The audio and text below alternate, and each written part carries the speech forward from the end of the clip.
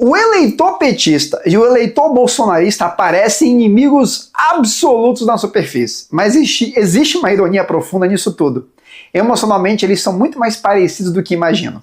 Ambos acreditam que estão lutando contra um grande mal nacional. Ambos enxergam a política quase uma batalha moral entre luz e trevas. Ambos criaram uma relação afetiva extremamente intensa com suas lideranças. E ambos desenvolveram uma dificuldade crescente de separar fato de identidade emocional. A diferença não está tanto na estrutura psicológica do comportamento político, mas no tipo de narrativa que captura cada grupo.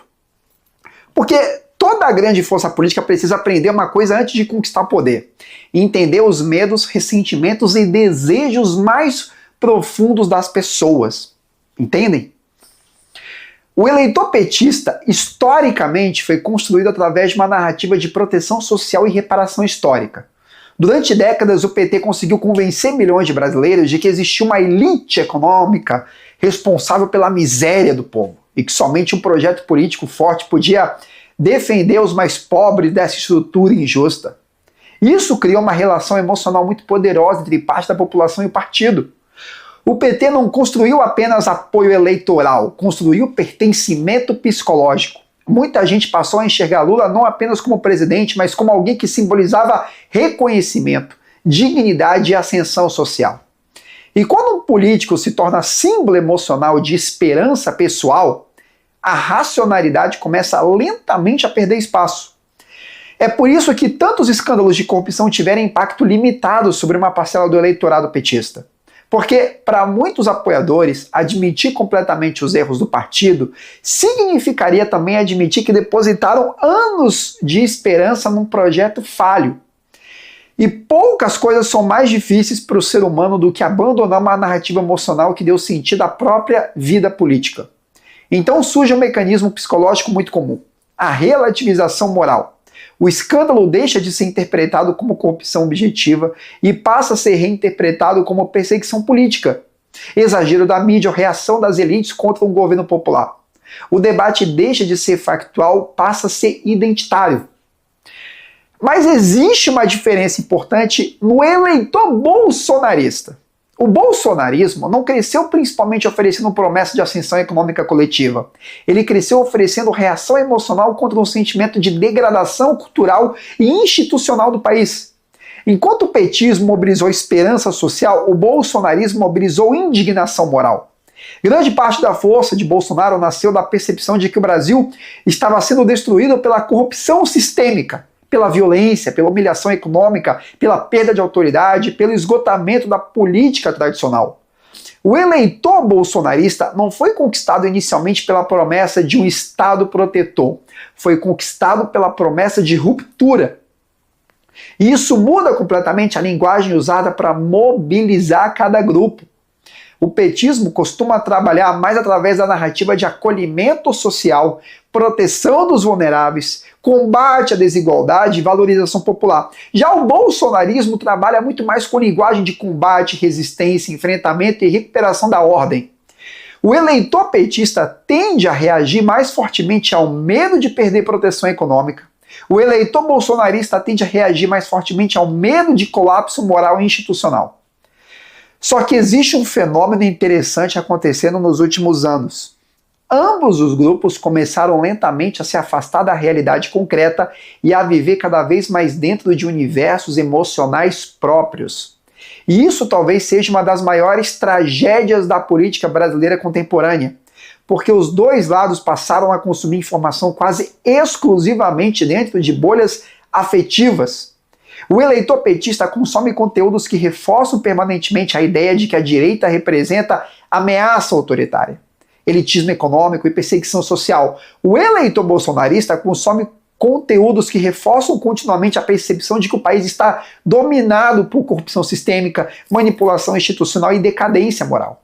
Em ambos os casos, a política deixa de ser análise racional da realidade e se transforma numa espécie de guerra psicológica permanente.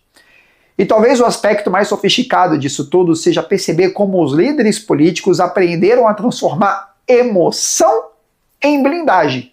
Quanto mais emocionalmente conectado o eleitor está ao líder, menor se torna a sua capacidade crítica. Porque o ser humano possui uma tendência natural de proteger emocionalmente aquilo que lhe dá senso de identidade. É por isso que muitas vezes fatos extremamente graves produzem impacto muito menor do que observadores externos imaginam. O eleitor apaixonado não interpreta informações de maneira neutra. Ele primeiro filtra aquilo emocionalmente e só depois racionaliza. Mas existe uma diferença sociológica importante entre os dois grupos que quase ninguém explora com profundidade. O eleitor petista tradicionalmente possui uma visão mais coletiva da sociedade. Ele tende a enxergar o Estado como um instrumento legítimo de proteção social e equilíbrio econômico.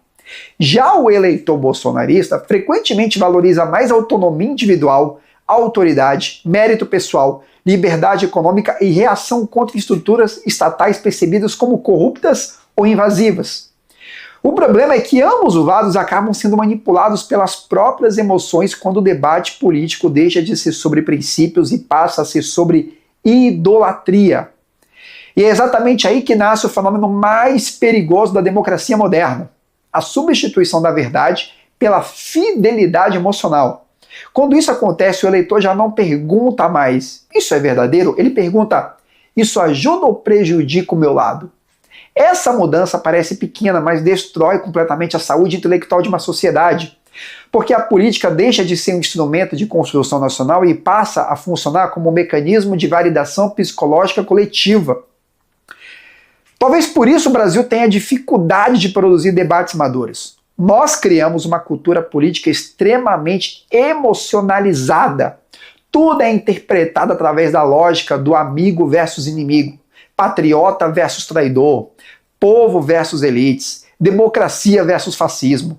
E quanto mais emocional o debate se torna, mais espaços políticos ganham para manipular percepções ao invés de apresentar projetos sérios de longo prazo. O mais irônico é que tanto o eleitor petista quanto o eleitor bolsonarista acreditam estar lutando contra a manipulação, enquanto muitas vezes são profundamente guiados por mecanismos emocionais cuidadosamente explorados por lideranças políticas. Um lado teme perder proteção social, o outro teme perder identidade, ordem e liberdade. Um lado reage mais à narrativa da desigualdade, o outro reage mais à narrativa da decadência moral. E no meio disso tudo existe um país inteiro que continua sem discutir seriamente produtividade, educação de excelência, desenvolvimento tecnológico, eficiência institucional e projeto de civilização. Talvez o verdadeiro amadurecimento político comece quando o cidadão consegue fazer algo raro: criticar honestamente o próprio lado sem sentir que está traindo sua identidade. Porque sociedades fortes não são construídas por militâncias cegas. São construídas por cidadãos capazes de colocar a verdade acima da paixão política. Bom, se você gostou desse vídeo, peço que deixe seu like, comente se você concorda comigo ou não, se inscreva no canal e até o próximo vídeo.